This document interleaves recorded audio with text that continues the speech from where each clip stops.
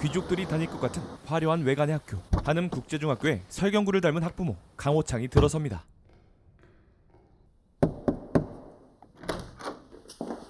안녕하세요, 선생님. 한결이 아빠입니다. 내가 선생처럼 보입니까? 오늘 복장이 미스인가 보네. 나도 학부모입니다. 예. 그때 들어오는 천호인을 닮은 여성. 안녕하세요. 저 2학년 3반 담임입니다. 선생님. 안녕하세요. 저 커피, 녹차 어느 게 좋으세요? 예, 커피. 잠시 후 아들의 담임에게 상품권을 건네는 호창. 제가 미리 인사를 드렸어야 되는데 일이 바빠가지고. 아닙니다. 아니, 나 제가 스승님 일단 인사도 못했어. 괜찮으세요? 선생님. 학부모인데. 선생님, 안녕하세요. 인사는 늦었습니다, 선생님. 아닙니다. 이분도 학부모십니다. 그런데 학부모들이 이유도 알지 못한 채 학교에 모인 이유는 무엇일까요? 그리고 무거운 표정으로 도착한 교장. 학생 주임이세요? 오늘은 학부모로 왔습니다. 공사담화하신 학부모님들을 이렇게 급히 오시라고 한 건 오늘 새벽 경찰에서 학교로 전화가 왔습니다. 지난밤 사건이 일어났습니다. 네, 한음 국제중학교입니다. 우리 학교 체육복이요? 낚시꾼이 낚았어요, 호수에서. 이야, 그 학생 운 좋다. 사람이 물에 빠져 죽으면 온몸이 풍선처럼 빵빵해지거든. 인성 상태가 환생에 시급해 보이는 도윤재의 아빠는 병원 이사장. 몸에 있는 털은 다 빠지고. 어쩌다가 사고를 당했대요. 사고가 아닌데요. 그런데 담임 정우에게 학생의 편지가 남겨져 있었는데 담임 송정욱 선생 앞으로 김건우 학생이 보낸 편지가 있었습니다. 저는 오랫동안 괴롭힘을 당해왔습니다. 그 애들의 보복이 두려워 아무 말도 할 수 없었습니다. 이제는 저도 제가 사람으로 보이지 않습니다. 엄마 아들로 엄마 아들로 태어나게 해줘서 태어나게 고마워. 해줘서 고마워. 사랑해 엄마. 2학년 3반 도윤재, 박규범, 정이든, 강한결. 끝입니다. 이들은 모두 가해자의 부모들이었죠. 저기요. 왜 거기에 우리 아들 이름이 들어가 있냐고? 윤재 아버님 진정하시고. 그럼 학교 폭력 처리 규정에 따라 회의를 진행하도록 하겠습니다. 원래 건우 부모님도 오셔야지 맞는 건데요. 그 건우 아버지 뭐 하시는 분이지? 제가 임시 담임이라 정확히는 잘. 저기요. 선생님이 임시라서 뭘 아직 모르시는 모양인데 우리 아들은요 유니세프에 3만 원씩 매달 꼬박꼬박 보내는 애예요. 학생들은 조사해 보셨습니까? 예. 4명 다 똑같이 그런 적이 없답니다. 한결이 지금 어디 있어요?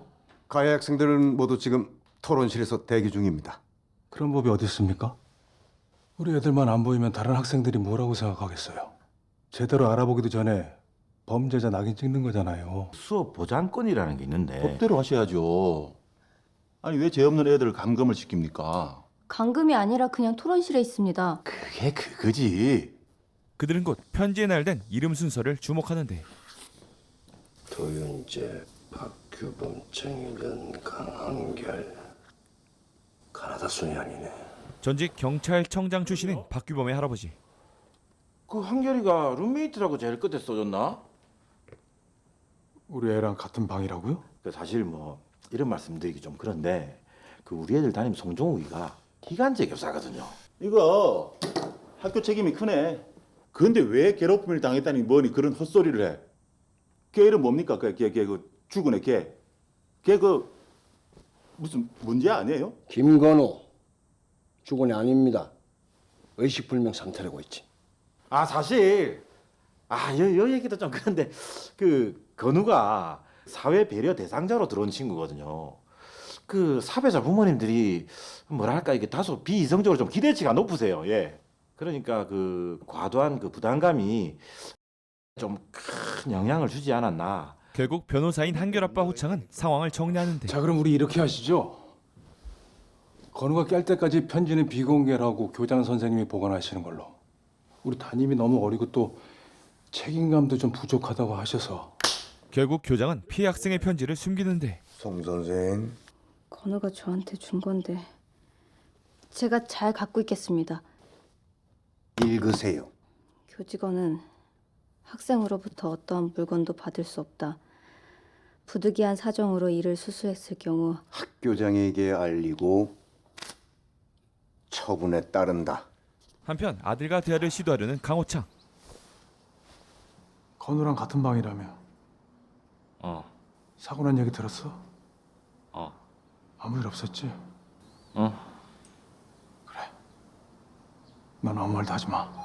사실 확인보다는 아들의 보호가 우선인 듯한 호창. 그 시각 피해 학생 건우의 상태는 심각했고 그곳에 담임이 찾아옵니다. 건우 학교 담임입니다. 죄송합니다.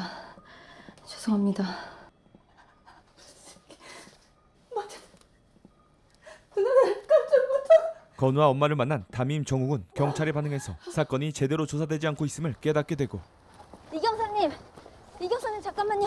조사는 언제 시작하세요? 단순 도는 수사 안 해요. 애 손목에 찍찍 있어요. 학생들한테 신경 좀 써요. 정욱은 이대로 사건을 방치할 수 없었습니다. 여보, 지금 이든이 담임이 경찰한테 뭐라고 하는데? 한편 가해자 부모들은 자식들의 가해 사실을 덮기 위해 하나도 안 들려. 아 미치겠네. 온갖 더러운 술수를 쓰기 시작합니다. 왜 안 잡았을까? 한결이가 분명 봤는데. 그렇게 사건 당일 블랙박스를 확인하던 중 새벽 중 밖으로 나간 건우를 지켜보고 있는 한결을 확인하는데 3시간 동안 무슨 일 있었니, 건우야? 그 시각 한결 아빠 호창은 어디론가 향하는데 네, 강호창입니다. 네, 담임 송정욱입니다. 방에서 뭐 가져가셨어요? 기숙사 들어오셨던데? 한결이가 안 쓰는 짐 좀 가져가라고 그래서요. 한결이 책상 오른쪽인데요. 아버님은 왼쪽에 계시고. 아버님, 건우 물건에 손대신 거 없어요? 선생님, 명색이 변호사라는 사람이 애들 물건 훔치겠습니까? 네 훔쳤습니다. 호창은 건우의 폰을 빼돌렸죠. 요 패턴 푸는 거는 그냥 서비스센터가 그냥 공짜로 해줘요. 그래요? 근데 뭐 다 저 찾아온 이유가 있겠죠. 요거 복구하는데 20만 원 나갑니다. 20만 원. 신분증 좀 주세요. 우리가 법대로 장사를 해서요. 그래서 토탈 얼마? 그리고 그 폰 속에 있는 손발이 덜덜 떨리는 영상. 주동자가 누구지? 그게 중요한 게 아니고 도윤재가 지시하고 그 한결이가 찍었다, 그죠? 저쪽 애들이 더 나쁘죠? 똑같은 공범입니다. 그리하여 호창은 사건의 조기 진압을 위해 건우의 엄마를 찾아갔는데 김건우 어머니 되시죠?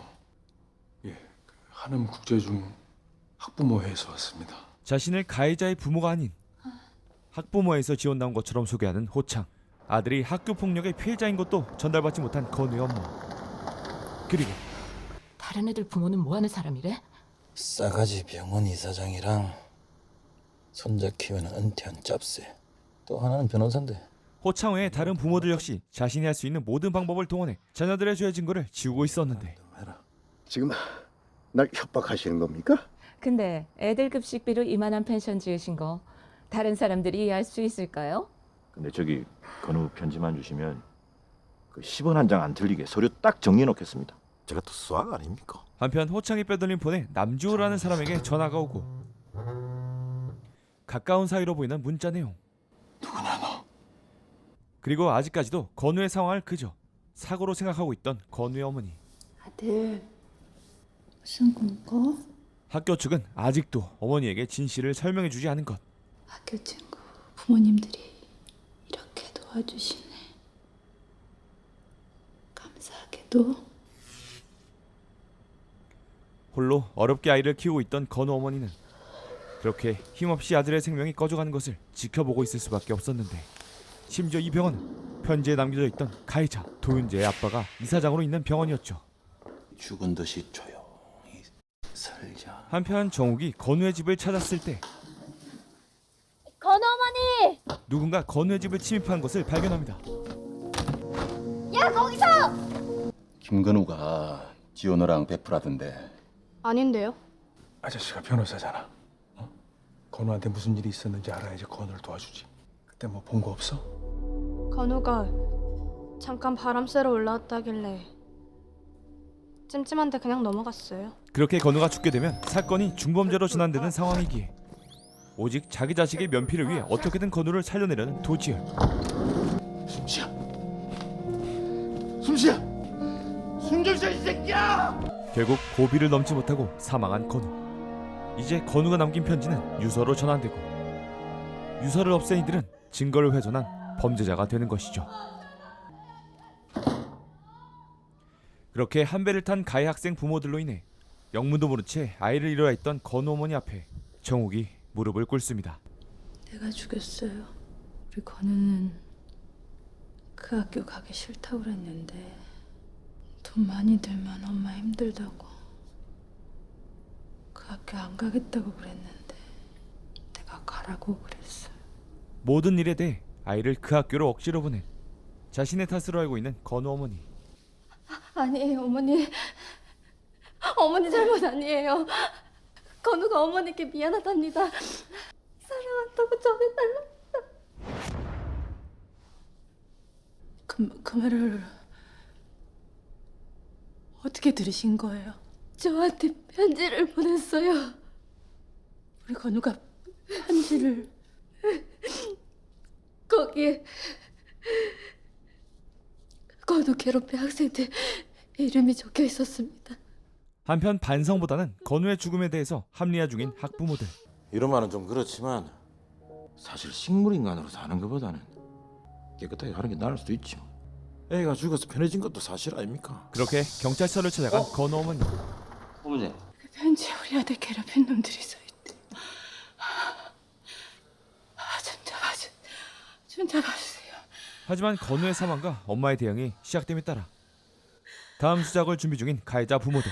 선생님, 우리 애는 착한데 주변에 나쁜 애들이 못된 짓을 해서 그래요. 선생님 이거 기록에 나오면 좀 곤란한데. 반성은 개나 준 촉법 소년들.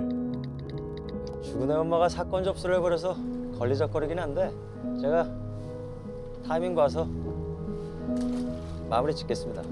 신세 한번 지겠습니다. 그리고 끝까지 건우를 조롱 중인 녀석들의 톡을 확인한 호창. 너 왜 그랬어? 뭘? 걔한테 왜 그랬냐고. 뭐가 어디서부터 잘못된 거야? 아빠가 너한테 뭘 잘못했니? 나 아니야. 비겁한 변명입니다. 나 아니라고. 억울함을 주장하는 한결. 진짜 억울해 보이죠? 다음날 담임은 한결이를 설득해보려 하지만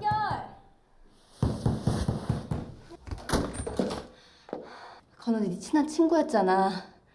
건우랑 무슨 일 있었던 거야? 우리 사실대로 말하고. 그때 지금 애한테 뭐 하는 겁니까? 건우 떠나기 전에 사죄할 기회 주는 거예요. 죄가 있어야 사죄하죠. 아버님 아무것도 모르잖아요. 한 번만 더 내 눈에 띄면 선생님 신고합니다. 가세요. 자기 자식만 아는 호창으로 인해 이야기도 해볼 수 없었죠. 당신들이 애들보다 더해요. 자식 앞에서 부끄러운 줄 아세요. 편지 돌려주십시오. 해외 참여 학교로 교환 교사를 가세요. 연수 신청해서 유학 가셔도 좋고. 송정욱은 양심도 없어요? 어떻게 선생이란 사람이 제자 팔아서 한몫 잡을 생각만 합니까? 그런 게 아니라 증거가 있어야 제대로 수사를 하고 그래야 건우가. 그런 편지 애초에 없었습니다. 증거인 유서가 이미 인멸된 상황. 정식으로 다시 수사해 주세요. 내리세요. 아 오늘 세트로 환장하겠네. 어머니, 4명이 그랬다는 증거가 없잖아요. 증거가. 제가 증거잖아요. 제가 편지 받았다니까요. 내놔봐. 있었대잖아요. 편지를 받대잖아요. 그 유서를. 어머니. 그럼 유서 찾아오세요. 그때까진 제조서 없습니다. 예? 하지만 더 이상 참을 수 없는 정욱에게 사건은 언론에 공개되고. 어떻게 됐습니까? 남부수의사 사건 파악합니다. 재수사 들어올 겁니다. 지금부터 노를 똑같이 저어야 됩니다. 누구 하나 삐끗하면 다 같이 빠져 죽습니다. 경찰은 증거를 찾지 못할 겁니다. 편지도 핸드폰도 남아있는 게 아무것도 없습니다.